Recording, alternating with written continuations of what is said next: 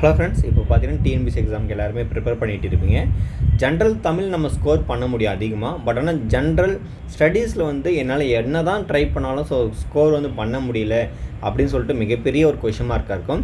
So அதுக்காக நம்ம என்ன பண்ணலாம்னா, ஜென்ரல் ஸ்டடீஸில் மட்டும் நிறைய ஃபோக்கஸ் பண்ணுற மாதிரி நிறைய இம்பார்ட்டன்ட் டேட்டாஸு, ஒரு சில மெயினான பாயிண்ட்ஸு, அதுக்கப்புறம் பார்த்தீங்கன்னா சில இன்டெப்த்தான கொஷின்ஸ் எல்லாம் கேட்பாங்கள்ல. ஸோ அந்த வகையில் எவ்வளோக்கு எவ்வளோ நம்ம ஜென்ரல் ஸ்டடீஸில் உங்களுக்கு கொஷின்ஸ் எல்லாம் நம்ம எடுத்து தர முடியுமான்னு சொல்லிட்டு அந்த அளவுக்கு நான் எடுத்து தந்துட்டு தான் இருக்க போகிறேன்.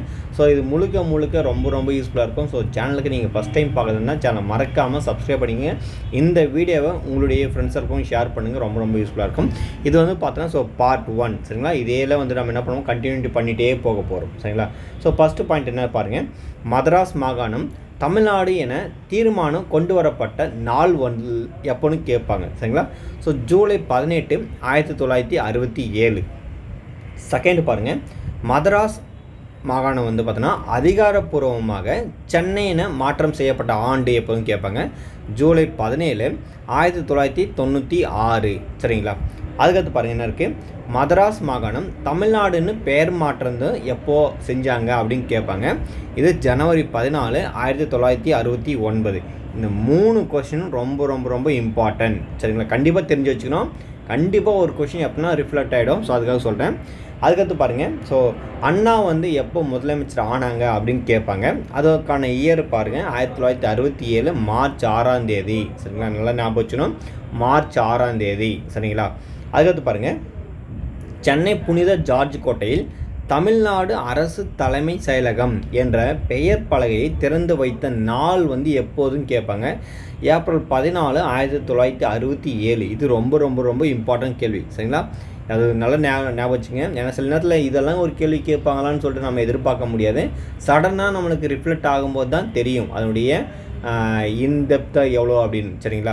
ஸோ இது ரொம்ப நுணுக்கமான கேள்விகள் சரிங்க. எல்லாருமே தலைமைச் செயலகம் நம்ம பார்த்துருப்போம். ஆனால் எப்போ அந்த பேர் பலகை வச்சாங்க அப்படின்னு சொல்லிட்டு நிறைய பேர் தெரியாது. அதுக்காக தான் சொல்கிறேன்.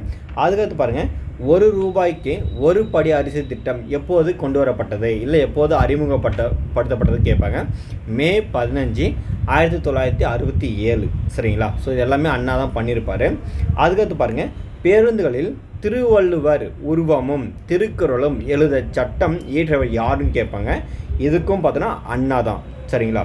அதுக்கடுத்து பாருங்க இருக்கு, திருக்குறள் கிபி 6ஆம் நூற்றாண்டை சார்ந்தது, அதாவது சார்ந்து தோன்றியிருக்க வேண்டும் என்று சொன்னது யாருன்னு கேட்பாங்க. ஸோ பேராசிரியர் வையாபுரி பிள்ளை அவர் தான் என்ன சொல்லியிருப்பாருன்னா, திருக்குறள் பார்த்தீங்கன்னா கிபி 6ஆம் நூற்றாண்டை சேர்ந்து தோன்றியிருக்க வேணும் அப்படின்னு சொல்லியிருக்காரு சரிங்களா. சரி, அதுக்கடுத்து பாருங்கள், இது ரொம்ப முக்கியமான கொஷின்ஸ் சரிங்களா. ஸோ குறள் பீடம் விருது யார் கொடுக்குறாங்க அப்படின்னு கேட்பாங்க சரிங்களா. ஸோ எந்த நிறுவனம் பார்த்தீங்கன்னா இந்த விருதை வழங்குறாங்க அப்படின்னு கேட்பாங்க.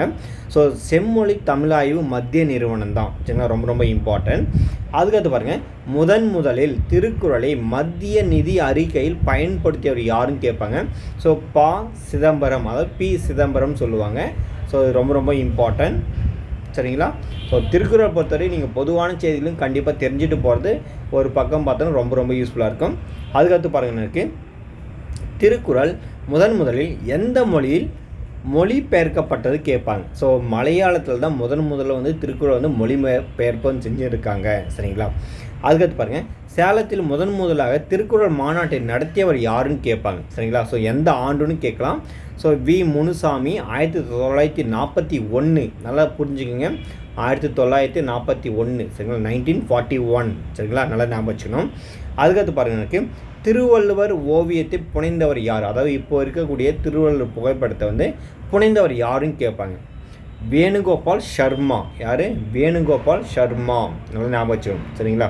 அதுக்கடுத்து பாருங்கள் என்ன கொஸ்டின் இருக்குன்னா, பள்ளி பாடங்களில் திருக்குறள் இடம்பெற தமிழக அரசிற்கு அறிவுறுத்திய உயர் நீதிமன்ற நீதிபதி யாருன்னு கேட்பாங்க சரிங்களா. ஸோ ரொம்ப இம்பார்ட்டன்ட் இந்த கேள்வியை பொறுத்தவரை சரிங்களா. ஸோ யாருன்னா நீதியரசர் ஆர் மகாதேவன். அவர் தான் என்ன பண்ணியிருப்பார், ஸ்கூல் புக்கிலலாம் திருக்குறள் கொடுக்கணும் அப்படின்னு சொல்லிட்டு ஒரு கான்செப்ட் என்ன பண்ணியிருப்பார், ஸோ ஜட்ஜ்மெண்ட் கொடுத்துருப்பாரு. அதுதான். அதுக்கடுத்து பாருங்க என்ன இருக்குது, இந்தியா சுதந்திரம் அடைந்ததன் பிறகு மெட்ராஸ் மாகாணத்தின் முதல் பெண் அமைச்சர் யாருன்னு கேட்பாங்க. நல்லா புரிஞ்சுக்குங்க, இந்தியா சுதந்திரம் அடைந்ததன் பிறகு மெட்ராஸ் மாகாணத்தின் முதல் பெண் அமைச்சர் யாருன்னு கேட்பாங்க. ஜோதி வெங்கடாசலம். சரிங்களா? அதுக்கடுத்து பாருங்கள் என்ன பாயிண்ட் இருக்குன்னா, ஸோ மத்திய சமூக நல வாரியத்தின் முதல் தலைவர் யாருன்னு கேட்பாங்க. ரொம்ப ரொம்ப ரொம்ப ரொம்ப இம்பார்ட்டான கேள்வி இது. சரிங்களா? மத்திய சமூக நல வாரியத்தின் முதல் தலைவர் யாருன்னு கேட்பாங்க. துர்காபாய் தேஷ்முக். சரிங்களா? ஸோ இந்த வீடியோவில் பார்த்தீங்கன்னா நம்ம கிட்டத்தட்ட நிறைய இன்ஃபர்மேஷன் உங்களுக்கு ஃபுல்லாக பார்த்துருப்போம். இந்த வீடியோ வந்து உங்களுக்கு ரொம்ப ரொம்ப யூஸ்ஃபுல்லாக இருந்துச்சுன்னா ஸோ உங்களுடைய கமெண்ட்ஸ் வந்து தெரிவிங்க. அதுக்கடுத்து நம்ம தொடர்ந்து வீடியோ கொடுத்து ரொம்ப ரொம்ப யூஸ்ஃபுல்லாக இருக்கும். ஸோ மறக்காமல் நம்முடைய சேனலை வந்து சப்ஸ்கிரைப் பண்ணிவிட்டு இந்த வீடியோ வந்து உங்களுடைய ஃப்ரெண்ட்ஸை வந்து ஷேர் பண்ணுங்கள். மீண்டும் அடுத்த வீடியோ சந்திப்போம். நன்றி.